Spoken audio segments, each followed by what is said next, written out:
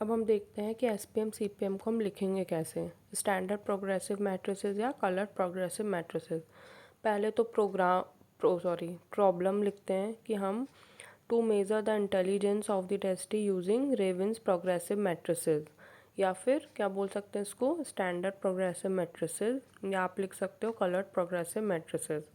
यानी कि हम रेविन्स के एसपीएम सीपीएम या आरपीएम, इनमें से कुछ भी बोल सकते हो आप। बच्चों पे कर रहे हो तो सीपीएम, बड़ों पे कर रहे हो तो एसपीएम, ये टेस्ट परफॉर्म करेंगे और मेज़र करेंगे इंटेलिजेंसी को।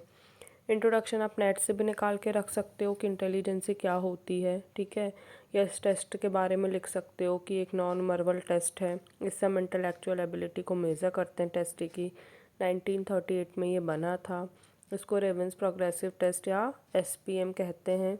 एक रीजनिंग टेस्ट है, इसमें 5 सबसेट होते हैं टेस्ट के, ABCDEF, और हर टेस्ट में 12 प्रॉब्लम्स होती हैं, ठीक है। हर प्रॉब्लम ड्राइंग के फॉर्म में होती हैं। उसमें 6 से 8 मल्टीपल ऑप्शंस रहते हैं, जिसमें से कोई एक करेक्ट आंसर रहता है जिसे चूज़ करना रहता है ना। इसमें मैक्सिमम मार्क्स, क्योंकि 5 सब टेस्ट है और हर टेस्ट में 12 क्वेश्चन है, तो 12 पंजे 60, टोटल मैक्सिमम नंबर 60 रहेंगे और मिनिमम नंबर 0 रहेंगे। मतलब अगर सही किया है तो 1 नंबर और अगर गलत किया है तो 0 नंबर। उसके बाद हम परसेंटाइल कैलकुलेट करते हैं। 95 से अबव है तो सुपीरियर, है ना। 75 से अबव है तो एवरेज, 25 से 75 है तो एवरेज, ऐसे करके अभी हमने देखा था। तो परसेंटाइल कैलकुलेट करेंगे, ग्रेड कैलकुलेट करेंगे, तो ये सारी चीज़ें है ना।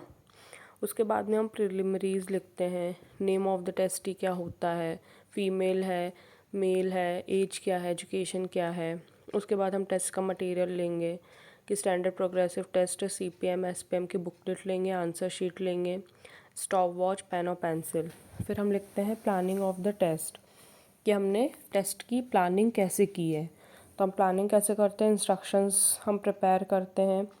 फिर हम 5 सब टेस्ट हम देखते हैं। हमारे पास हर टेस्ट के लिए 12 क्वेश्चंस रहेंगे। हर क्वेश्चन का हमें टाइम नोट करना है। हालांकि इसमें कोई भी टाइम लिमिट नहीं होती है, इसमें लिखा हुआ है, ठीक है। स्कोर हम डिटरमाइन करेंगे, देखेंगे कितना स्कोर आ रहा हो, फिर परसेंटाइल कैलकुलेट करेंगे। फिर आता है टेस्ट एडमिनिस्ट्रेशन, ठीक है। टेस्ट एडमिनिस्ट्रेशन में क्या होता है, हम इंस्ट्रक्शन देते हैं। सारा हमने सामान ले लिया, जो भी रिक्वायर्ड मटेरियल है वो ले लिया। अब हम इंस्ट्रक्शन में क्या देंगे कि आपको एक, हम अपने टेस्टी को बोलेंगे कि आपको एक आंसर शीट दी जाएगी, आपको उसको फिल करना है, अपना नाम, एज, सेक्स सब लिखना है, उसमें एजुकेशन लिखना है। आपको एक छोटी स्मॉल बुकलेट दी जाएगी जिसमें आपको 5 डिफरेंट सबसेट दिए जाएंगे क्वेश्चंस के, ABCDE, जिसमें 12 क्वेश्चंस होंगे।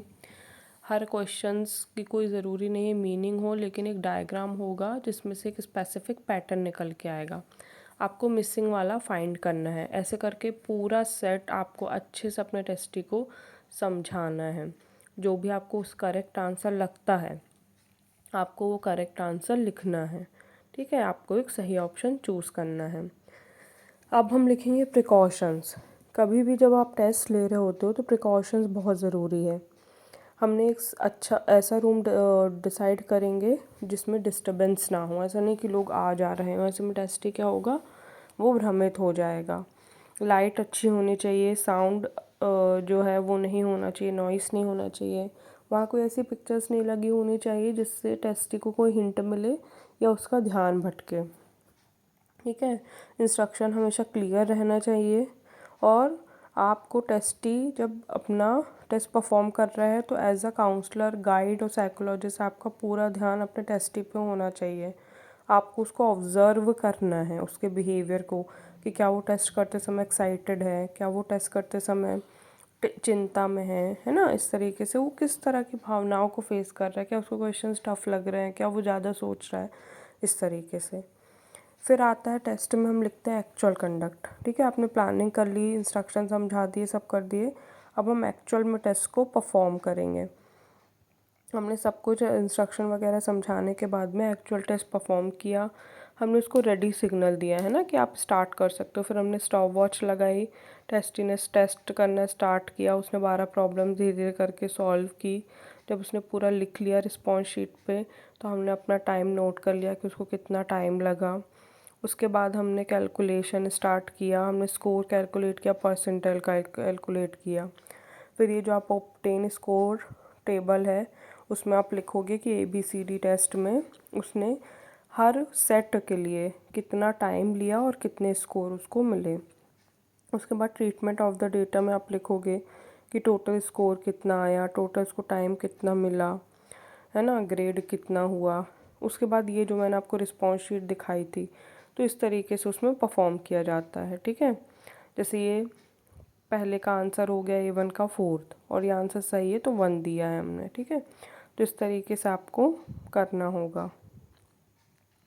उसके बाद ये रिकॉर्ड शीट रहती है जिसमें आप नाम लिखते हो, मेल है फीमेल है वो लिखते हो, एज लिखते हो, टोटल मार्क्स जो ऑब्टेन हुए, परसेंटाइल पॉइंट, ग्रेड और डिस्क्रिप्शन, है ना, कि एवरेज है कि एक्सीलेंट है ऐसे। फिर आता है इंट्रोडक्शन और कंक्लूजन। तो it is clear that from the above table tasty has average intelligence. फिर आती स्कोरिंग की, है ना, ABCD का सब टेस्ट में उसको कितने कितने स्कोर मिले हैं। फिर आता है ग्रेड टेबल। ग्रेड टेबल में हम इस तरीके से लिख सकते हैं अपने पास, और लिखा हुआ मतलब अगर 95 परसेंटाइल से अधिक है तो सुपीरियर, 90 परसेंटाइल से आया है उसका तो अबव एवरेज, 75 आया है तो little above average, 50th percentile आया है तो एवरेज, है ना, 25 आया है तो लो बिलो एवरेज। इस तरीके से परसेंटाइल टेबल फॉर अडल्ट ऊपर चिल्ड्रन के लिए हो गई, और ये नीचे भी हो गई। इसी तरीके की टेबल हम बनाएंगे। ठीक है, इस तरीके से हम परफॉर्म करेंगे। तो इस तरीके से जो है आपको पूरा टेस्ट कैसे लिखा जाता है, SPM CPM क्या है, किस तरीके से उसको कैलकुलेशन किया जाता है, ये सब हमने देखा। आपको कैसा लगा वीडियो ज़रूर बताइए। आपको कुछ और का सब्जेक्ट का वीडियो चाहिए, कोई और प्रैक्टिकल का, तो मुझे कमेंट कर सकते हो।